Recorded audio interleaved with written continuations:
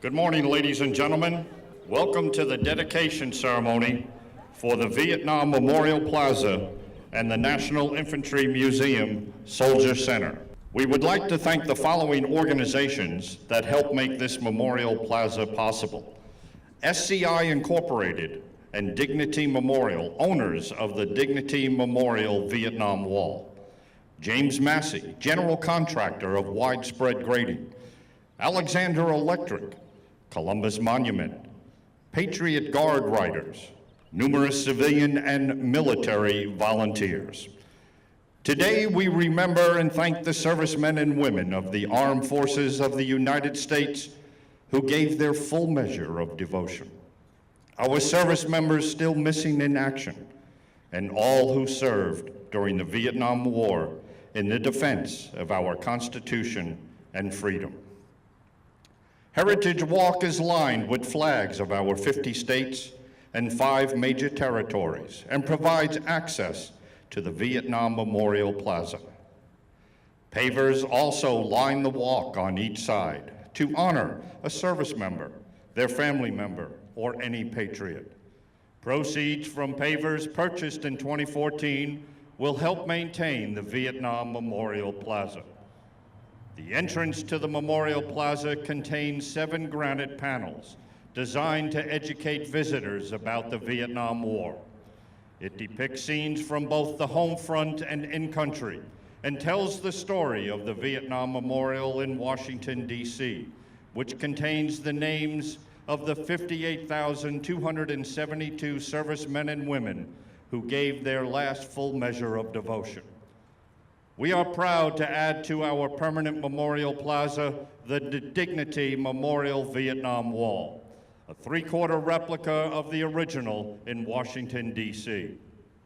It is a visible testimony to the valor and sacrifice of the 2.6 million soldiers, sailors, airmen, Marines, and Coast Guardsmen who left the security of their home to answer the call of duty and serve our nation in Vietnam. It has traveled the country for more than 20 years and has been on display in more than 200 cities. Ladies and gentlemen, with great appreciation to Dignity Memorial, please welcome Mr. Warren C. Cauthen, General Manager, Columbus, Georgia, here to make a few remarks.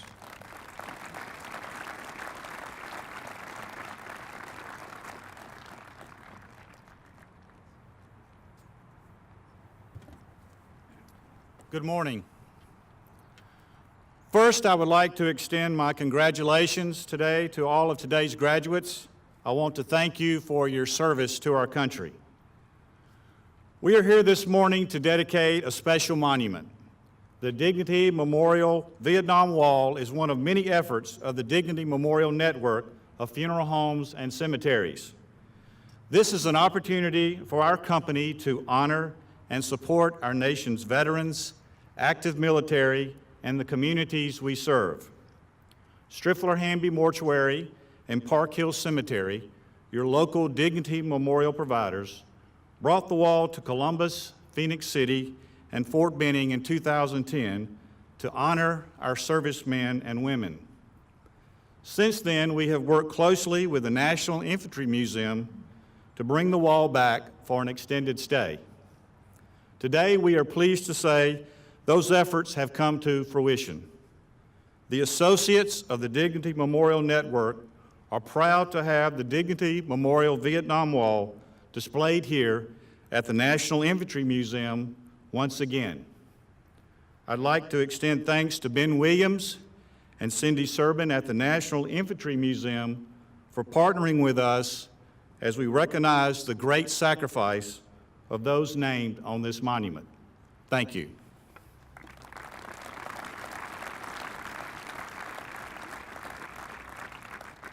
Thank you, Mr. Cauthen. Ladies and gentlemen, please welcome the Commanding General, the Maneuver Center of Excellence and Fort Benning, Major General H.R. McMaster.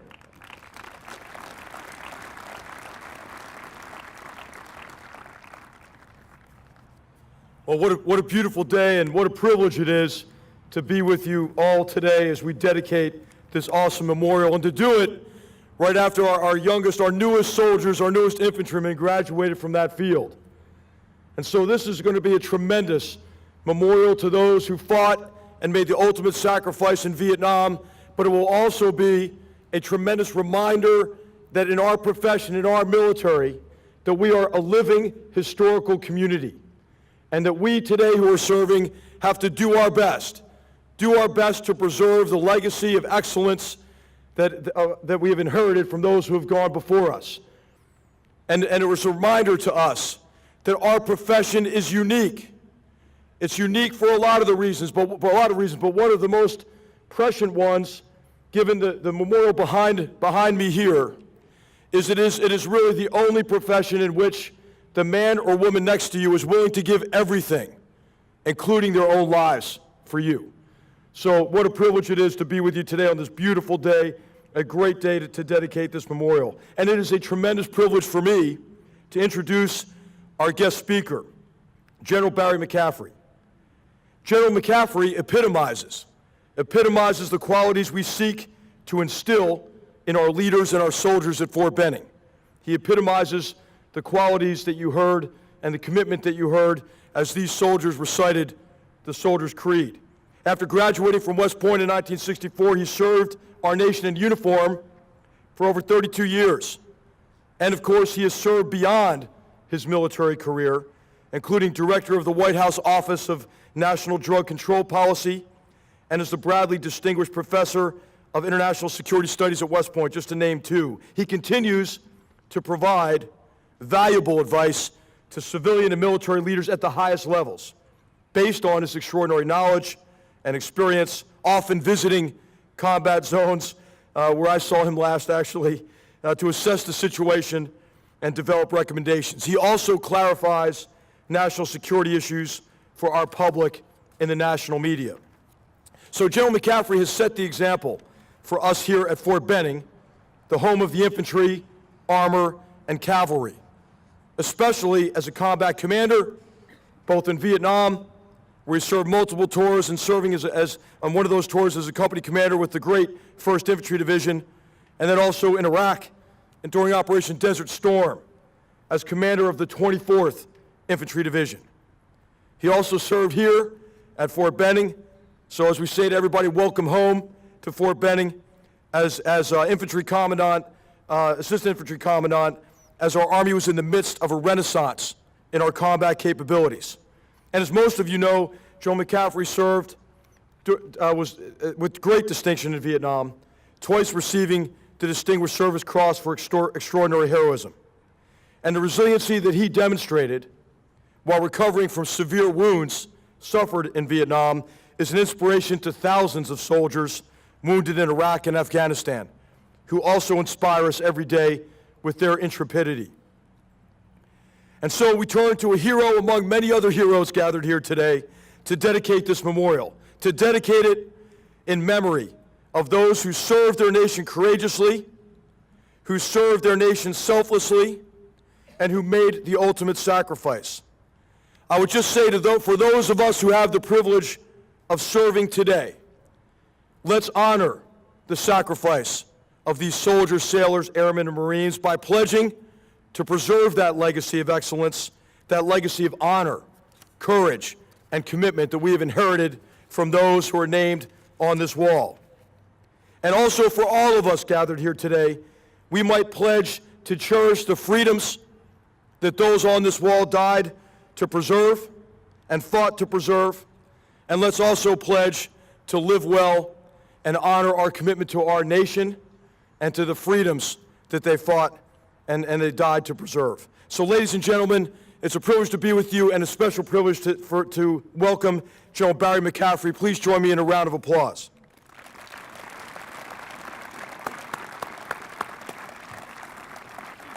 Hey, sir. Come around.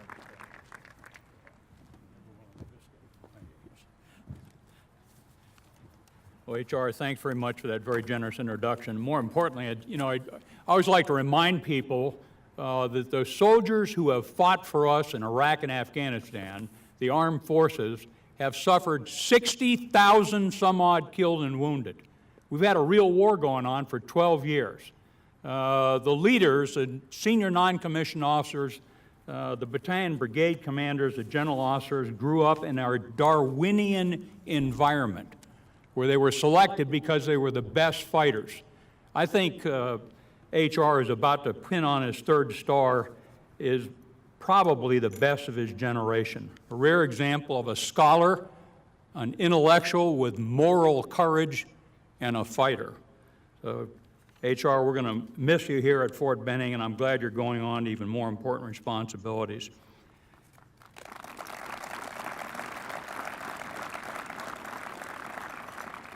I'd also be remiss here looking at this magnificent structure. A dozen years ago, I remember first hearing the concept, and it actually made me cry. I couldn't believe the boldness of the vision. It would have never happened, by the way, without the commitment of the Columbus community, the civic leadership, the business leadership.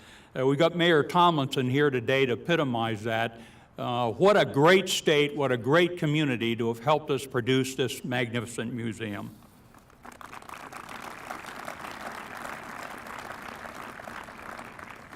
A lot of people made it happen. There's probably two key figures, Ben Williams, Greg Camp, who are the most significant. Small paid staff, tiny staff, hundreds of volunteers, but these two men, Ben Williams and Greg Camp, have been instrumental to it.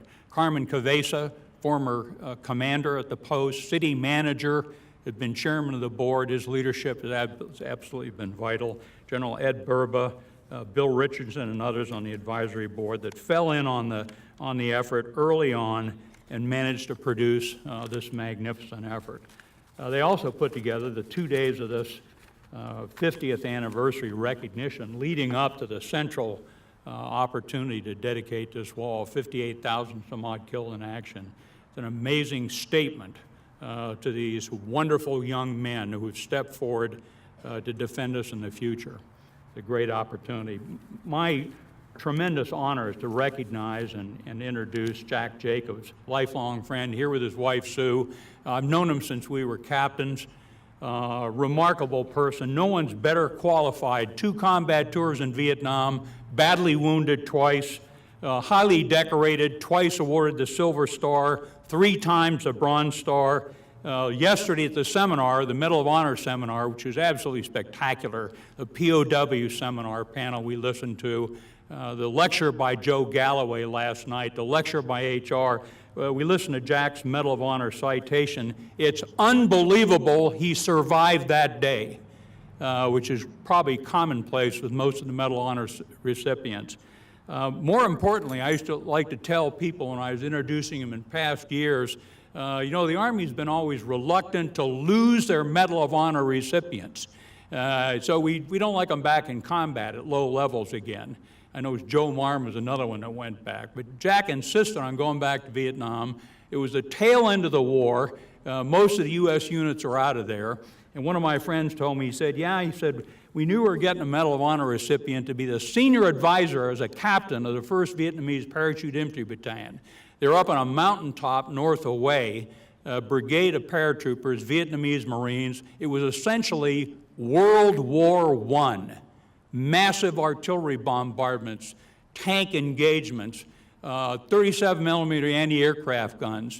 And they said once the sun went down, the replacements started coming in and ammunition. He said they knew Jacobs was on the lead helicopter. He's coming in the dark and a radar-guided anti-aircraft gun picks him up, nails the chopper, it's on fire, it hits in the LZ and skips over the side of the mountain and disappears with a boom. About an hour later, they hear a voice on the radio. Jacobs has extricated himself from the remains of the helicopter and said, "I'm coming up the hill, don't shoot."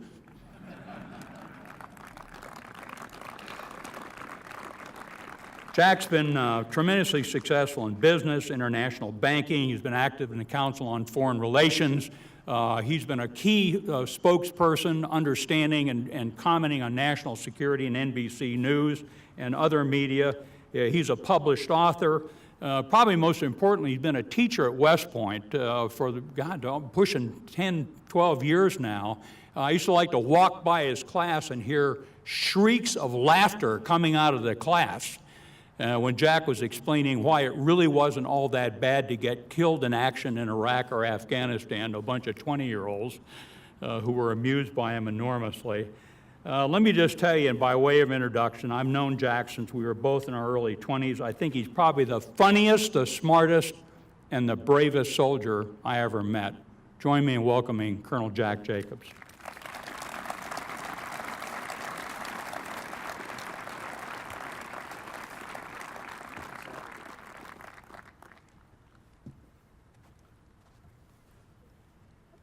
I have to move this down lower.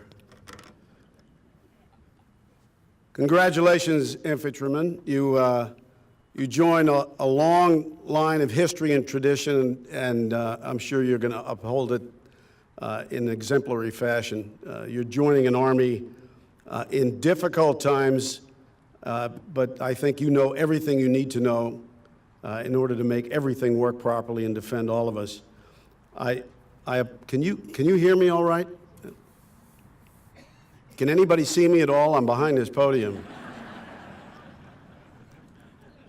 Often I have a lucite podium so you can actually see me. I'm sort of like a disembodied voice. General McCaffrey and I spent some time, an inordinate amount of time on television.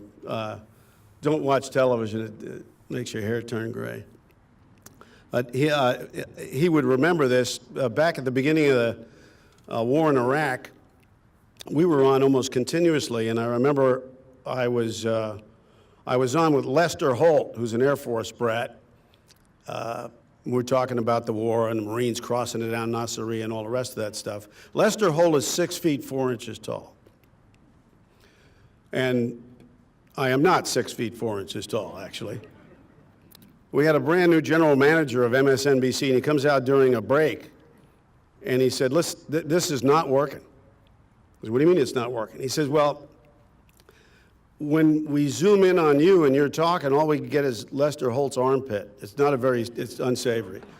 And when we pull back so we can get both of you in the picture, and you're talking, it's like Lester's a ventriloquist or something, you know?" It's very bad television. So what we're going to have you do is stand on a box. You got to stand on a box. So sure enough, the stagehands come out. They have an actual like soapbox. They put it in, and we come back from the break, and we're talking about what's going on next. What the general manager failed to do was to tell a senior producer in the control room that I was standing on a box. Because at the end of this, they went to a break, and they had what is called a bump shot, where they cut the audio and they pull the camera back as they're leaving the scene to reveal my standing on a box. And my cell phone is ringing off the hook with people who used to be friends of mine leaving messages like, "Holy cow, you're standing on a box." And the worst one was a friend of mine, Tommy O'Grady, who was a Marine up in Quezon, called and left, from a saloon probably, left a message saying, "Do you know you're standing on a box?" So I'm actually here, whether you can see me or not. It's a great honor and privilege to be back at Fort Benning. This is my home. I started my military career right here, and it's always a spectacular honor to be here. Not the least significant reason is that I'm among infantrymen. There's nothing that Sue and I were talking about this earlier. There's nothing that makes you feel better than being around people in uniform. I joined the Army in 1966. My father had served in New Guinea and the Philippines in the Second World War in South Pacific. He was the first person in his family to be born in this country, and went off to war with all of the rest of the cohort to literally make the world safe for democracy and to make it possible for us to be here today. And I joined the Army because of him, because of his service, and because of what I believe to be true, and it is this. I believe then, and I still believe today, that everybody who is lucky enough to live in a country that's free owes it something in the form of service. I was going to come into the Army for 3 years. Well, you're looking at somebody who believes in universal service, to be honest with you. Not selective. Selective service is you're going, you don't have to go, you're definitely going, and so on. It's a question of political will on the one hand and logistics on the other, but there's no reason why we can't have universal service, and we can talk about it sometime, sir. And it's not that difficult to do. But everybody owes something to this country. Otherwise, if we didn't have this service and sacrifice of people who came before us who felt that way, we wouldn't be here today. I joined the Army initially with the intention of just doing my bit and then leaving after 3 years and going to do something useless like be a lawyer or something. I apologize to all attorneys here. Well, I've got a son who's a lawyer, but he's bigger than I am and can beat me up and all the rest. But I stayed. I stayed for 20 years, and I stayed because I couldn't stand to leave. I thought the mission was important, to be sure, but I just couldn't stand to leave the people. And today when people ask me, what do I miss most about the Army? It is that. It's the people. And it's why I feel so good when I'm around people in uniform. I have to have a fix every once in a while. That's why I'm still up at West Point. I've got to be around people in uniform, because these are people who feel like I do about what's absolutely necessary to ensure our freedom and the freedom of generations to come. My first assignment was in Charlie Company, 2nd Battalion Airborne, 505th Infantry in the 82nd Airborne Division. I was one of only 3 officers in the company. Hunter Shotwell, class of 63 at West Point, who subsequently was killed in his second tour in Vietnam, was my company commander. And I reported to him, and after a suitable banter, I said, okay, sir, which platoon is mine? He said, you must be joking. We're the only officers in this company. They're all yours. And I went instantly from being responsible for absolutely positively nothing to being responsible for everything in the lives of 3 rifle platoons. Make no mistake about it. Those of us who have been through the mill know this. This is for you young infantrymen. There is nothing like military service that gives young people authority and responsibility at an early age. And years later, when I retired from the Army and went to Wall Street, I got calls from friends of mine who were still in, asking me, as if I were on parole or something, asking me, how was it out there? You know, maybe they were coming up for a work release hearing and they wanted to. And I told them what I'll tell you now. Everybody I see on the outside who is successful either has military experience or is innately of a military mind, because all the stuff that one needs to know in order to be successful are precisely those things that we all learned as young soldiers, and particularly young infantrymen. I don't think it's necessarily fashionable these days to talk about the principles of war, but if you don't know them, you got to go back and read them or go find them. They have this thing, the internet, and you can find anything in about 2 microseconds. It takes old people like us have to go find the book in the library and the card catalog and so on. But look up the principles of war. They're still correct. And chief among them, and the ones that really made successful people inside and outside the military establishment, I think the one of the 9 that is the most important is the principle of the objective. Because without knowing what it is you're trying to accomplish, you won't accomplish anything. You'll throw resources at stuff and you won't ever get there. And if we look back on our personal lives, at our businesses, indeed, as a country on the use of the military instrument of power, we will discover plenty of instances in which we've thrown resources out there without no particular idea of what the objective is. And make no mistake about it, it is an objective. Otherwise, it would be called a subjective. I mean, it's something that you know you've reached when you've reached it, and you articulate what it is in advance. I'm reminded of an observation of Lewis Carroll. You remember who Lewis Carroll was, wrote Alice in Wonderland. I don't want to talk too much about Lewis Carroll because anybody who uses an alias is suspect from the start. And there were other problems with Lewis Carroll, and you can look that up too. But there's one observation that he had that ought to stick in the minds of absolutely everybody who is doing something that is important. It is this: if you don't know where you're going, any road will take you there. Duh. except we do it all the time. If we got the resources, we throw them at something, hoping that they'll stick, and then we're surprised when we don't reach what we think we ought to be doing. There's nobody more acutely aware of how to act and what to do in a circumstance in which you need an objective than the infantry soldier. You can't tell any infantry soldier what to do unless you first tell them what the objective is. To the extent that we fail to do that, we are not giving ourselves any help whatsoever, and we're not assisting our troops to the maximum extent possible to do what they have been trained to do, and that is to accomplish the mission on behalf of a grateful nation. Articulating the objective brings another thing to mind, and it has to do with resources, which I guess is embodied in a wide variety of ways in the principles of war, but not directly. Resources are always going to be insufficient. I can't imagine if somebody would come to me, and I spent my time in combat and had my bosses coming to me saying, "Do you have enough troops to accomplish this mission?" No, I don't. How many do you need? I need all of them. Send me all the troops that you have, and then go recruit some more and train some more and send them to me. There is no such thing as insufficient as sufficient resources to accomplish the task. And one of the reasons is we never can roll the tape forward, and we can't tell in advance what's going to happen down the road. We can't predict the future. And to the extent we can't predict the future, we better be ready for just about anything.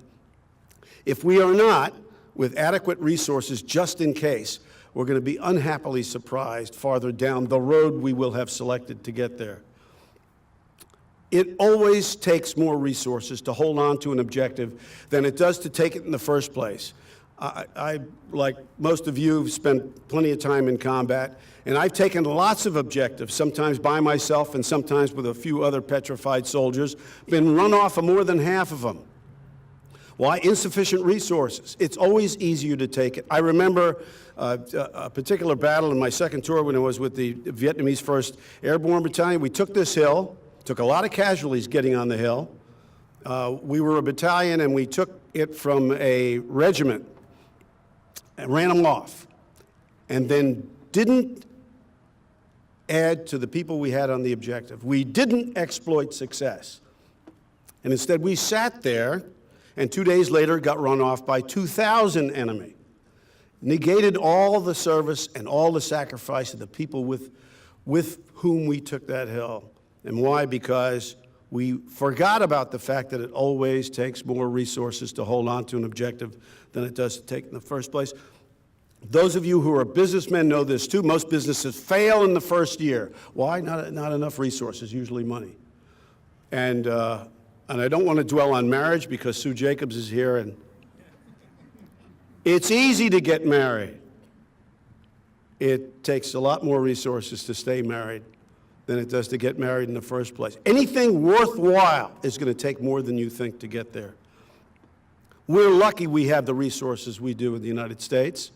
Young men and women who are willing to put on the cloth of the nation to go defend the Republic against all of our enemies, almost always on short notice, which means they have to be ready all the time.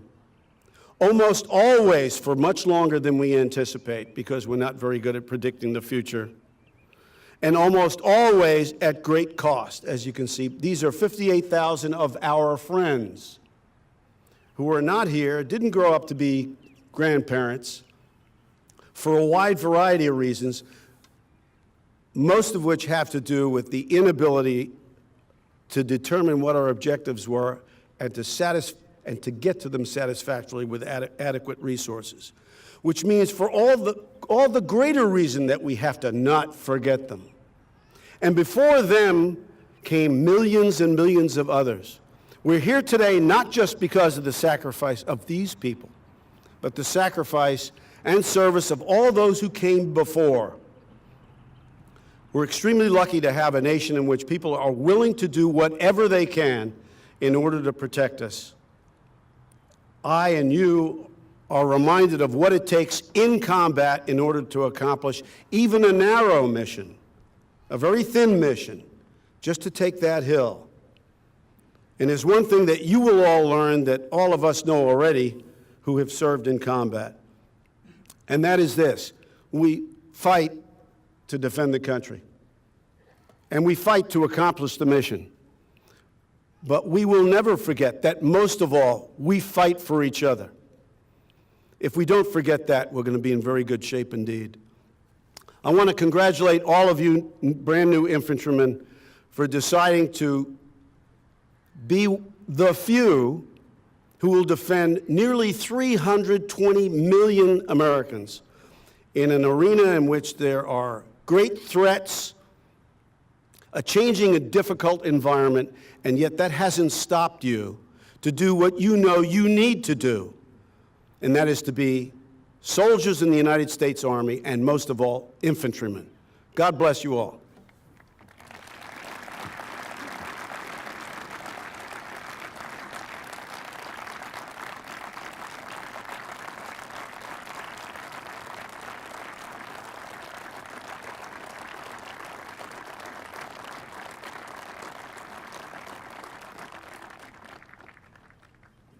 Thank you, Colonel Jack Jacobs. Lieutenant General Robert Foley, U.S. Army, retired. Colonel Jack Jacobs, U.S. Army, retired. Colonel Joe Marm, U.S. Army, retired. Lieutenant Colonel Orson Swindle, U.S. Marine Corps, retired. Colonel Harold Kushner, U.S. Army, retired. And Lieutenant Colonel Ron Mastin, U.S. Air Force, retired, will lay a wreath in honor of those who served during that time. 4 of these men were prisoners of war and collectively served nearly 30 years in confinement. Additionally, 3 of these men received our nation's highest award for valor, the Medal of Honor, for their actions in combat. Ladies and gentlemen, please rise and remain standing for the laying of the wreath, the firing of 3 volleys, followed by the playing of taps.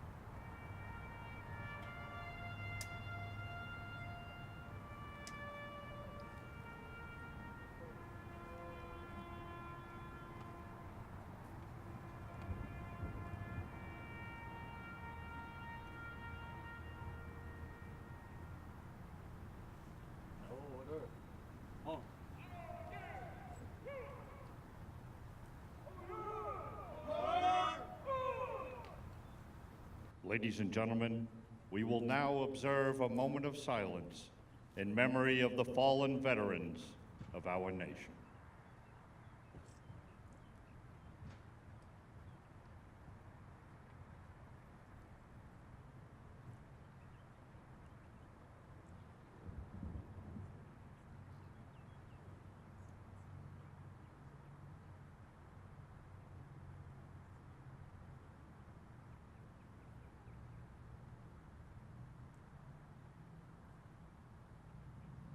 Thank you.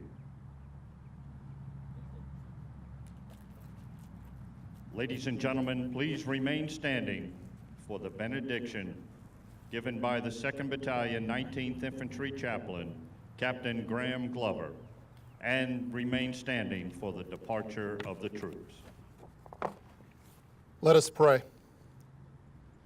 Faithful God, whose mercies are new to us every day, we humbly pray that you would look upon all those gathered here this morning, constantly renewing us by your Holy Spirit. Continue to stretch forth your almighty arm to strengthen and protect all those who serve in the armed forces of our country. Support us in times of war, and in times of peace keep us from all evil, giving us courage and loyalty. Grant that in all things we may serve with integrity and honor. Today, at this place, filled with gratitude and praise, we give you thanks for the men and women who served this great nation during the Vietnam War, for those who gave their life to the cause of freedom, and those that are still missing. We pray that your grace would help fill the void that their loss has caused. May this Memorial Plaza and this Dignity Wall ever remind us of their service and dedication to all that we cherish as Americans. And now may you bless us and keep us. May your face shine upon us and be gracious unto us. May you lift up your countenance upon us and grant us your peace. Amen.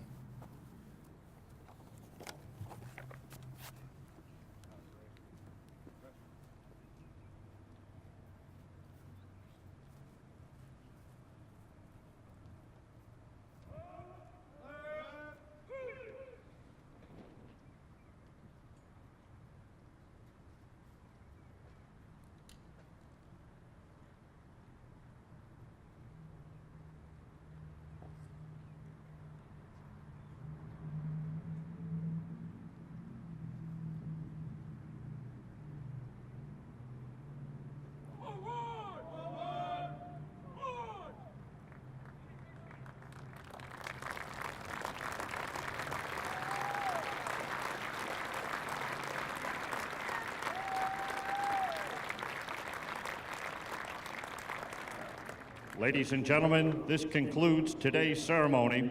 Soldiers and volunteers are available to assist visitors with finding names on the wall. Pencils and paper are provided for etching as desired. Families, please find your soldier, our nation's newest infantryman. Thank you for attending today's ceremony.